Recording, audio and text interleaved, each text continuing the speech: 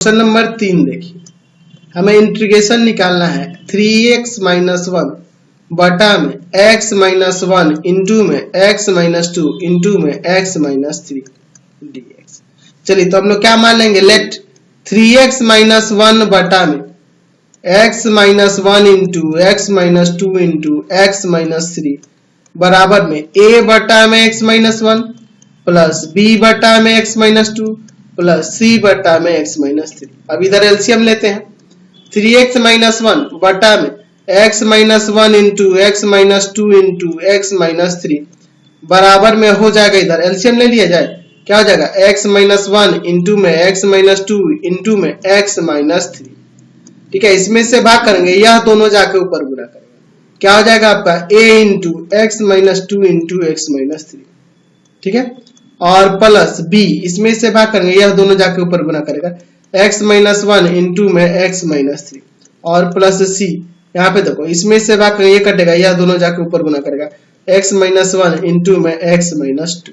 समझ गए, ये नीचे वाले कट जाएंगे। अब इसके बाद पुट कर देते हैं और बना देते हैं। यदि x बराबर में मैं 1 रख देता हूँ, x बराबर में 1 रख देता हूँ, देखो 1 रखने से यहाँ 0 हो जाएगा तो सारे 0 हो जाएंगे, यहाँ 1 रखने से 0 होगा यानी सारे 0 हो जाएंगे। 1 रखने से यहाँ देखो क्या आएगा, माइनस का 1 आ जाएगा और यहाँ माइनस का 2, तो 2a हो जाएगा। यहाँ पे 2a बराबर में यहाँ 1 रखेंगे तो 3 दूना 3 एकम 3, 3 में से 1 गया 2।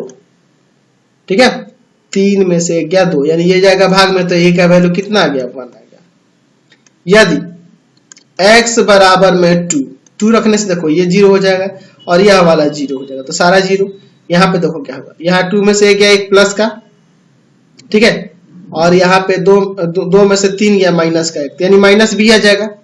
और इधर मैं 2 रखूंगा तो 3 दूना 6, 6 में से 1 गया 5, यानी कि b का वैल्यू -5 हो जाएगा।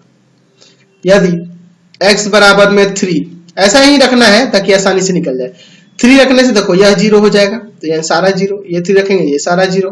3 में से 1 गया 2 और 3 में से 2 गया 1, तो यहाँ पे 2c हो जाएगा बराबर में 3 3 9, 9 में से 1 गया 8, 2 जाएगा भाग में, तो c का वैल्यू यहाँ से 4 आ जाएगा। तो चलिए a b c निकल गया ना, तो इसको अब इंटीग्रेट कर देंगे। चलिए लिखते हैं, इंटीग्रेशन ऑफ 3x माइनस 1 बटा में x minus 2 into x minus 1 into में x माइनस 2 इंटू में x माइनस 3 बराबर में इंटीग्रेशन ऑफ a बटा में x minus 1 dx plus integration of b बटा में x माइनस 2 dx और प्लस इंटीग्रेशन ऑफ c बटा में x माइनस 3 dx। ठीक है, अब यहाँ a b c का वैल्यू पुट करते हैं। तो a का वैल्यू क्या है, a का वैल्यू यहाँ पर आपका 1 है, तो इंटीग्रेशन ऑफ 1 बटा में x माइनस 1 dx।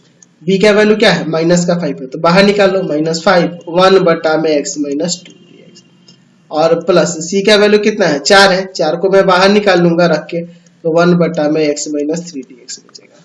तो यहां से देखो इसका हो जाएगा log x minus 1 -5 log x minus 2 और फिर आपका प्लस 4 log x माइनस 3 और प्लस में c। यह आपका आंसर आ गया। समझ गया, कोई दिक्कत नहीं है। चलते अब अगले क्वेश्चन पे। चलिए अगला